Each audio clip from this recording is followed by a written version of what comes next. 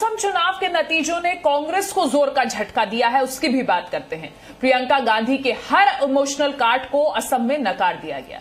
असम की पब्लिक का जनादेश क्लियर है, यहां बीजेपी की सरकार ही बनेगी और पिछली बार से ज्यादा सीटों के साथ बनेगी। चुनाव से पहले खुद को बीजेपी से आगे बताने वाली कांग्रेस आखिर क्यों फ्लॉप हो गई? बीजेपी ने हार को कैसे जीत में बदल दिया? बीजेपी की सत्ता वापसी के पीछे की स्क्रिप्ट किसने लिखी? पूरे डिटेल्स देखिए हमारी इस रिपोर्ट में।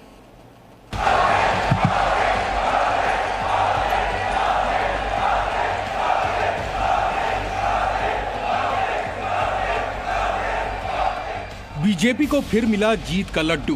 बीजेपी जिंदाबाद, बीजेपी जिंदाबाद। नतीजों ने मोहर लगा दी कि असम को बीजेपी में ही विश्वास है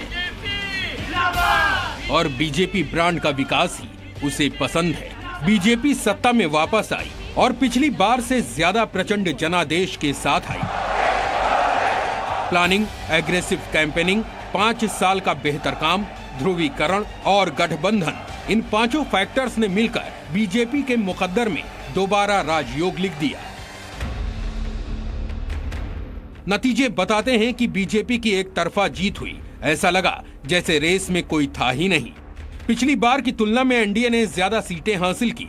हालांकि 2016 के मुकाबले बीजेपी की इक्का दुक्का सीटें कम हुई। बीजेपी को ऊपरी असम, उत्तर असम और मध्य असम में जबरदस्त बढ़त मिली। मुस्लिम बहुल इलाके, बराक घाटी और निचले असम में कांग्रेस और एआईयूडीएफ ने सेंधमारी की। प्रियंका गांधी ने असम में पूरी ताकत झोंक दी। हफ्तों तक चाय बागान में घूमती रही।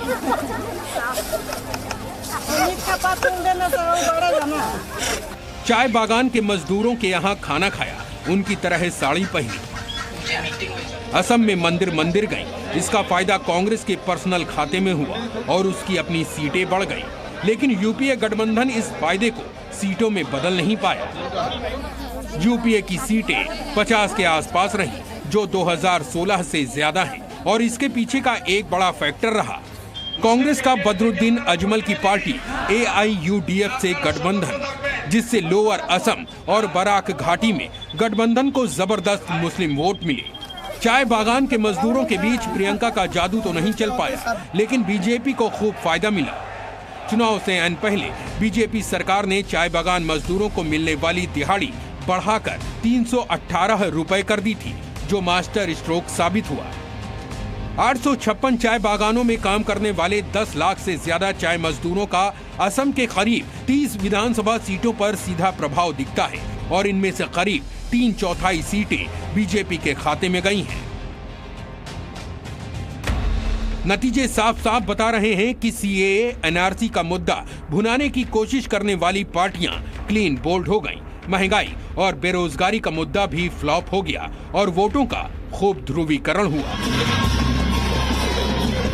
बीजेपी जीत तो गई, लेकिन मुख्यमंत्री कौन होगा, इस पर सस्पेंस बरकरार है। एक तरफ असम की जीत के पीछे हेमंता बिस्वा शर्मा की रणनीति को सबसे अहम कड़ी माना जा रहा है, तो दूसरी तरफ है सर्बानंद सोनोवाल। वो 5 वर्षों से सीएम हैं। उनके काम पर जनता ने मुहर लगाई है, लेकिन चुनाव से पहले पार्टी ने किसी को सीएम कैंडिडेट घोषित नहीं किया था। लिहाजा कयास लग रहे हैं कि असम में बीजेपी किसी नए चेहरे को चुन सकती है। क्या वो चेहरा इन्हीं दोनों में से एक होगा या इस रेस में कोई तीसरा आगे निकल जाएगा? Bureau report, ji media. Presenting B News app, available on Google Play and App Store. Download it now.